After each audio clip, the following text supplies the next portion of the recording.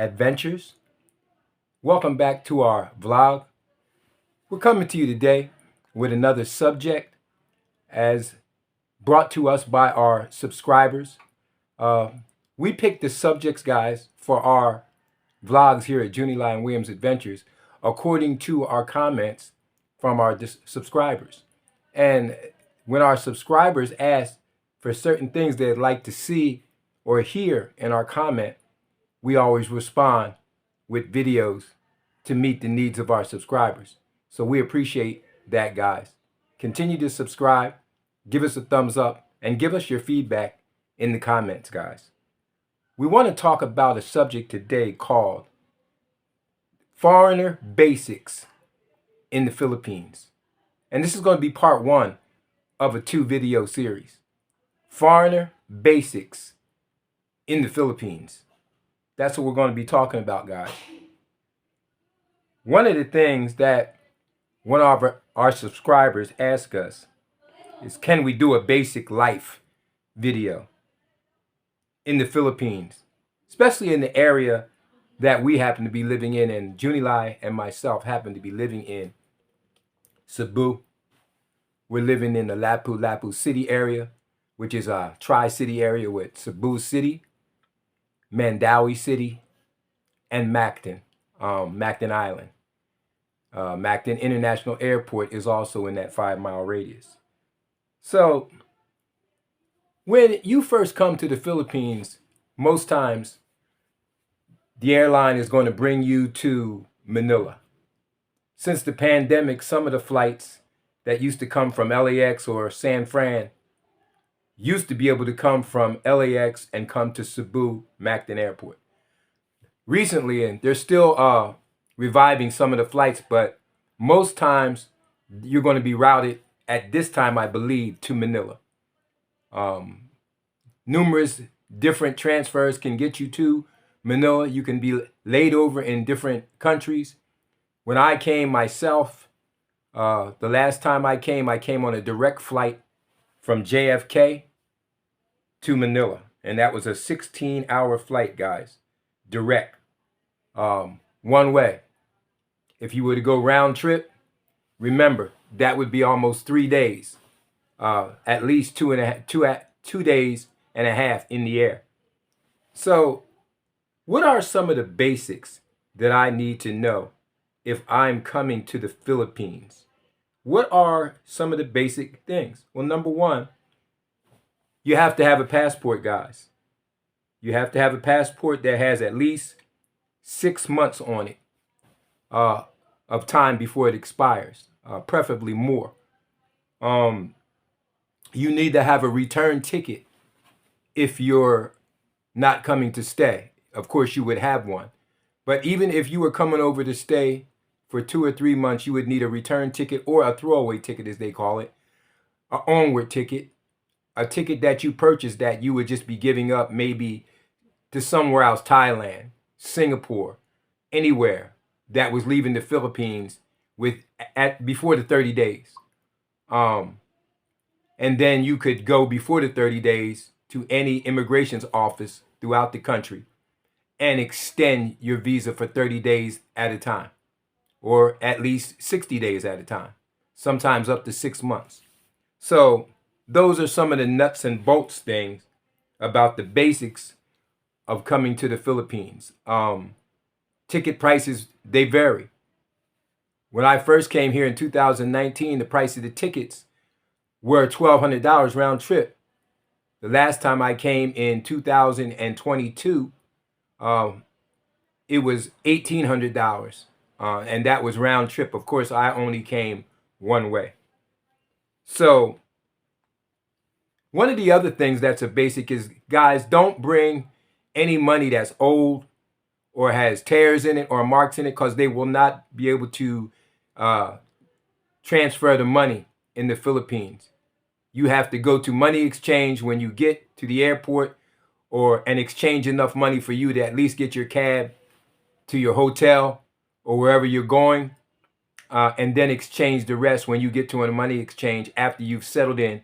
Because remember, guys, and this is one of the basics, guys fly that far, 16 hours, you're going to be tired. You're not really going to be able to sleep properly on the plane. And you don't want to make any big decisions right after you get off the plane, because you're going to have jet lag. You're going to want to rest. You're going to want to sleep. Remember that the Philippines is 13 hours in the future from the east coast of the United States, and probably 11 or 12 hours from the west coast in the future.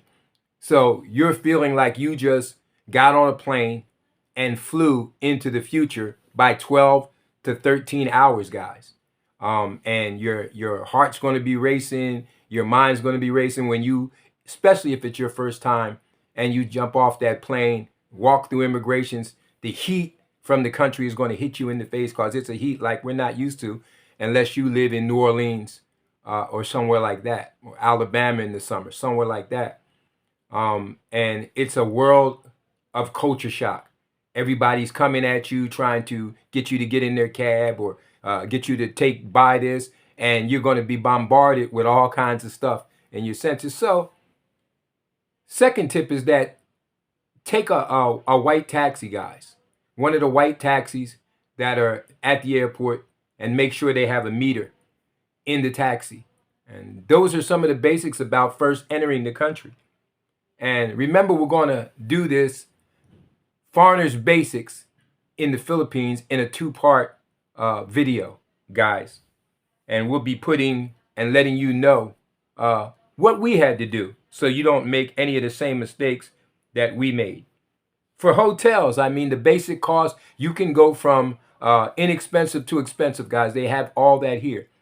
You can get a hotel for as cheap as 1,000 pesos or $20 a night, up to $200 or $300 a night, depending on your money and your lifestyle, or anything in between. Depends on where you stay. If you're going to spend the night in Manila, if you came into Manila before you would come to Cebu, if that's where you're going, or you're going to another part of the country, you can get a hotel anywhere from $20 to $300. And they have everything in between, breakfast included. Everything you need would be there. And food costs, it depends whether you're going to be eating at fancy restaurants, American food, or you're going to mix in some Filipino food, depending on what you're able to eat, what your palate can eat. Remember, I hope that on your flight, one of the things you need to pack, guys, is Imodium, because most guys that come here get some kind of a stomach virus or sickness from some of the food, and that's just normal part of the game. Remember, never drink the water that's not bottled here, guys. Not even to brush your teeth. That's one of the Philippine basics for foreigners. Sometimes Filipinos will do that, but we cannot do that. We're not used to the bacteria. And even when you're brushing your teeth in the morning, use bottled water, guys. And you won't get stomach viruses if you do that simple thing. So remember, the hotel prices are from $20 all the way up to $300, anything in between.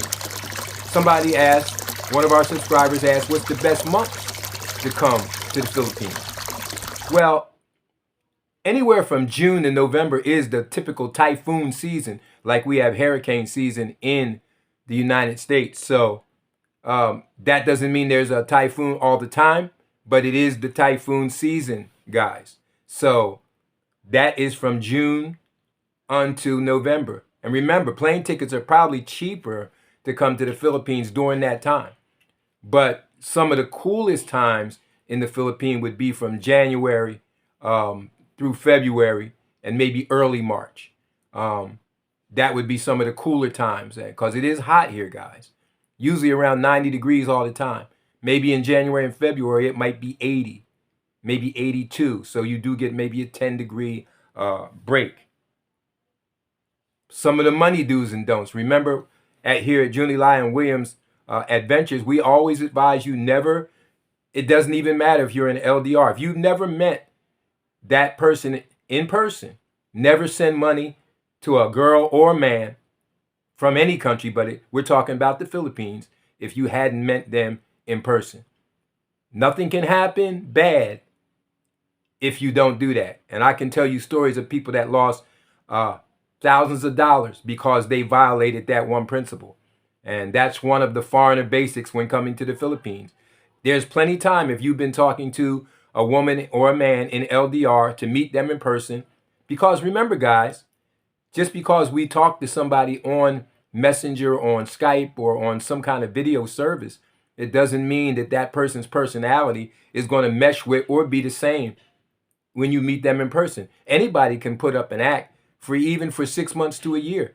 If they're not with you, only for a couple hours here and there throughout the week talking video, even if it's every day. Meeting someone in person, guys, that's where the rubber meets the road. So never send money unless you've met that person in person. Once you get here, remember clothing, guys. The Philippines is a very humid, hot culture. I've seen a lot of people pack a lot of stuff in their suitcases, even for those that are expats trying to move here. And they're talking about bringing all kinds of long pants and jackets. You don't need those things here, guys. Most of the things that you're going to wear here are all shorts. They're all t-shirts. They're all flip-flops, a nice pair of walking sneakers. I've been here for over a year and a half, and I've wore long pants 2 times. One to immigrations and once to my wedding. Every other time it is too hot, guys, to wear long pants or long sleeve shirts. So shorts and t-shirts in your bag. Your medication, Imodium, a good supply of that. Your healthcare items, if you take pain pills like Advil or Tylenol, bring those things with you, guys. But far as clothing, pack like you're going to live in a hot climate for the 2-3 weeks or a month, whatever amount of time you're going to be here. And it's another set of rules. If you're an expat coming here and you're sending buying boxes overhead, you're not going to need all those heavy jackets and coats. Get rid of those things, guys, if you're moving here, because you're not going to need them here at all. What is the way of life here in the Philippines? That was one of the questions. Well, the life is slower in a way than in the United States.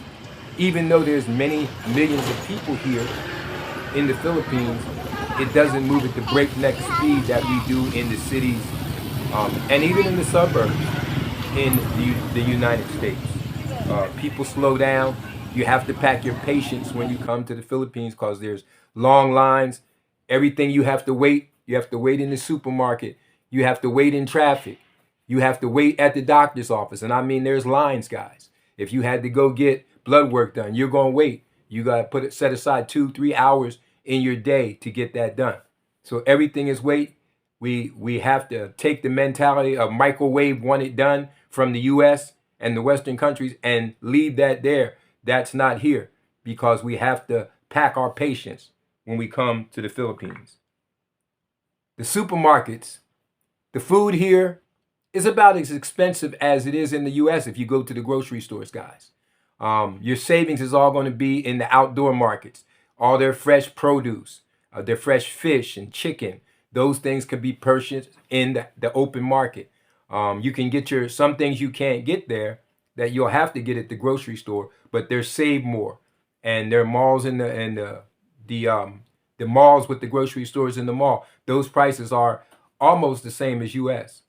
They do have a Landers here, and they have an S&R, which are sort of like the Filipino version of Costco, guys. They have those stores here where you can get American brand things. They're going to cost you more. There's going to be a higher price on the things that are American here, like steak and the things that you can't get. Even vanilla coffee creamer, you can hardly find that here, or French vanilla or hazelnut. If you're going to the store in the Landers and the big stores, that is going to cost you a premium price to get those things. So don't be afraid of the open markets. Don't be afraid to go to the outdoor market for the green, fresh produce, and there's fresh fish. If you're in an LDR and you have a girlfriend from the Philippines and she's going to be showing you around, she'll know these things. If you're coming here by yourself, these are some tips, guys, that we want to give our subscriber. Remember the do's and don'ts of meeting Mr. or Mrs. Right that you've been talking to. Remember that family is big here. Family is different than it is in the US. Remember that the family structure is very close-knit. And that woman that you met, especially if she's from a province, she's going to be very tuned into her family. And you have to understand that that family is going to come first in that Filipina's life. And you have to see where you fit in. Maybe that person that you met is not for you. You'll have to meet somebody that is compatible with you. But if you meet a young girl from the province and you're coming over and you've been talking to her for months and months and months, she may have never been out of that province before in her life till she's coming with an aunt or uncle to the airport or whatever hotel and meet you. That may be her first time ever leaving her province, guys.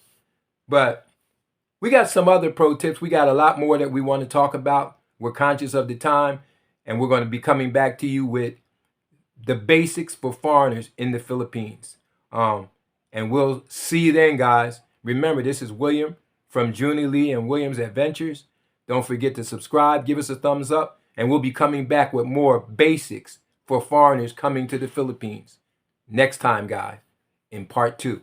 We'll see you then, guys.